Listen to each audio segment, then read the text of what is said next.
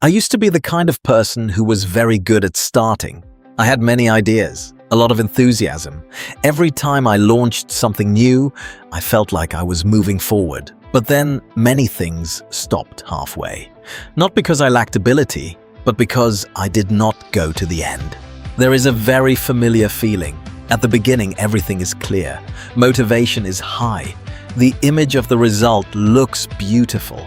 But as you continue, energy slowly fades. The work becomes repetitive. It is no longer new. And then I tell myself, I can do it later. I will come back when I feel more inspired. But I do not come back. And the frightening part is not the unfinished tasks themselves. The frightening part is the quiet feeling that forms inside me. The feeling that I am someone who does not finish. That my promises to myself do not really carry weight. Self-discipline does not break on big things. It breaks on the moments you walk away halfway without seeing the consequences immediately. We often think discipline is the ability to force ourselves to do hard things. But a very large part of discipline lies in the ability to complete. To complete when you are tired. To complete when there is no excitement left.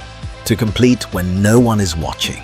There is a very blunt truth. Your brain prefers starting over finishing. Starting gives novelty, dopamine, hope.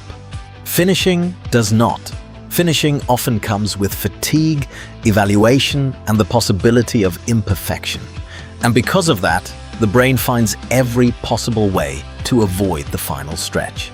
I once asked myself why I abandoned things so easily. I was not lazy, I did a lot, but many things went nowhere, and the answer forced me to stop and look straight at myself. I was afraid of finishing. Being afraid of finishing means being afraid of facing real results. Afraid of seeing that your effort may not be enough. Afraid of the emptiness when things do not turn out as expected. Abandoning things gives you a very safe escape.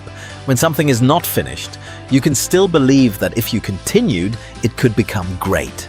But that escape was slowly weakening me. Every time I walked away, I taught myself a very dangerous lesson, that I could leave when things became uncomfortable. That discomfort at the final stage was a legitimate reason to stop.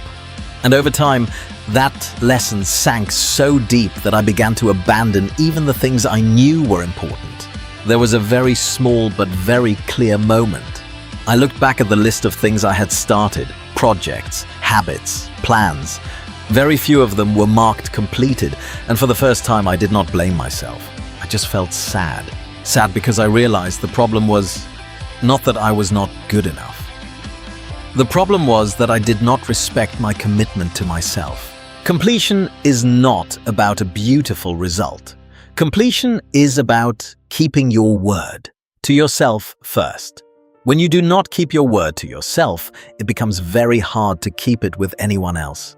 And when you do not trust your own promises, motivation will never be strong enough to carry you far. From that moment on, I began to see discipline differently. Not as forcing myself to do more things, but as forcing myself to finish the things I had already started, even the small ones. Not perfect, not impressive, just done. But to do that, I had to understand very clearly why humans love starting and hate finishing, and what psychological trap makes us quit right when there is only a final stretch left. The next part will go straight into that, not to blame you, but to help you see clearly where you are stuck and why finishing is a skill that must be trained, not a personality trait you are born with. If you observe yourself honestly, you will notice a strange pattern. You feel energized when something begins.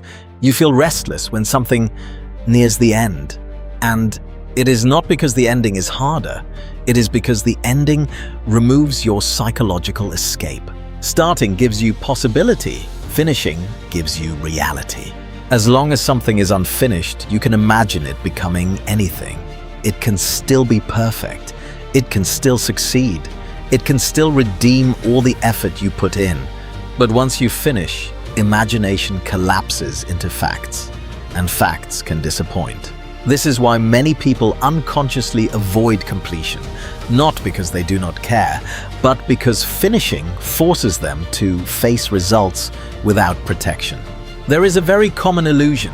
People believe that if something is truly important, finishing it will feel satisfying. In reality, finishing often feels empty. There is relief, but also a strange quietness. The excitement is gone. The identity of being in progress disappears. And suddenly, there is nothing to hide behind. The brain does not like this moment. Neurologically, starting releases dopamine. Finishing does not. Finishing releases evaluation, and evaluation carries risk. Was this worth it? Was I good enough? Did this meet expectations? And so the brain subtly resists the final step. That resistance often disguises itself as logic. You tell yourself the timing is not right, that you need more preparation, that the work could be better if you wait. But most of the time, this is not wisdom. It is avoidance dressed up as intelligence. I began to see that I was not failing because I lacked discipline. I was failing because I did not tolerate the emotional discomfort of finishing. I wanted progress without exposure. But life does not work that way.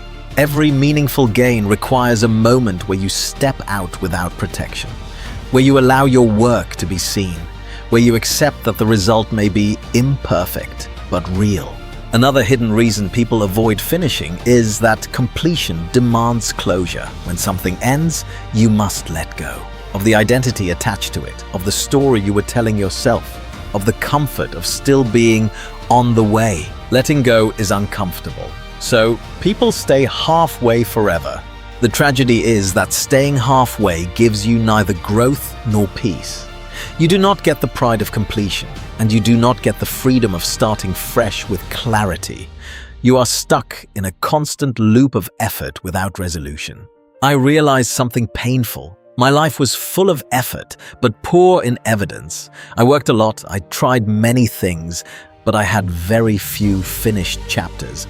And without finished chapters, the mind never fully trusts itself. Trust is built through completion, not through intention.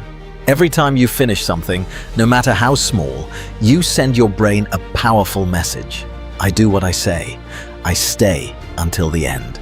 That message accumulates, quietly but deeply. And every time you abandon something at the final stretch, you send the opposite message. I leave when it becomes uncomfortable. That message also accumulates, and over time, it defines you more than you realize. This is why finishing must be trained deliberately, not when you feel inspired, but precisely when you want to escape. The next part will show how to train this ability in a practical way. Not by pushing harder, but by lowering the threshold of completion so that finishing becomes inevitable rather than dramatic. Most people believe that to finish something, they need more willpower, more motivation, more pressure, but willpower is unreliable, and motivation disappears exactly when finishing becomes necessary. The real skill is not forcing yourself to finish big things. It is learning how to make finishing unavoidable. The first shift is this: you stop aiming to finish impressively, you aim to finish minimally. Completion does not mean excellence, it means closure. When your brain associates finishing with perfection, it resists. But when your brain associates finishing with relief, it cooperates. This is why lowering the standard at the final stage is not weakness. It is strategy. There were times when I told myself I would finish a task only if it met my ideal version, and because that ideal felt heavy, I delayed endlessly. But the moment I allowed myself to finish it badly, something strange happened. I finished it quickly, and once it was finished, I could breathe. You must understand this clearly. An imperfect completion has more power than a perfect intention. Because completion builds trust, intention does not. Another crucial principle is separating identity from outcome. When you tie your self-worth to how good the result is, finishing becomes dangerous. Because a bad result feels like a personal failure. But when you tie your identity to the act of finishing, the result loses its power to paralyze you. You are no longer someone who must succeed. You are someone who completes. That identity is far more stable. There is also a very practical technique that changes everything. Decide the ending before you start. Most people start things without defining what done actually means. And because the ending is vague, the mind keeps extending it. Before you begin, clearly state what completion looks like, not the ideal version. The acceptable version, the version that allows you to close the loop. Once that boundary is set, finishing becomes a mechanical process rather than an emotional one. Another reason people fail to finish is exhaustion at the final stage. Not physical exhaustion, but mental fatigue. By the time you reach the end, decision-making feels heavy. This is why the last phase should contain the fewest decisions possible. Do not redesign, do not rethink, do not optimize. Execute what has already been decided. Finishing is not the time to be creative. It is the time to be obedient to the plan you made earlier. There is a powerful rule worth remembering. Never judge the work before it is finished. Judgment creates pressure. Pressure creates avoidance. Finish first, judge later. Every time you finish something, even in a reduced form, you gain something far more valuable than praise. You gain momentum, and momentum is what carries you into the next task with less resistance. Over time, finishing stops being an event. It becomes a habit. You no longer dramatize endings, you simply close them. And when you become someone who closes things, life begins to feel lighter. Not because you do less, but because fewer things remain open, unresolved, and quietly draining your energy. The final part will bring everything together.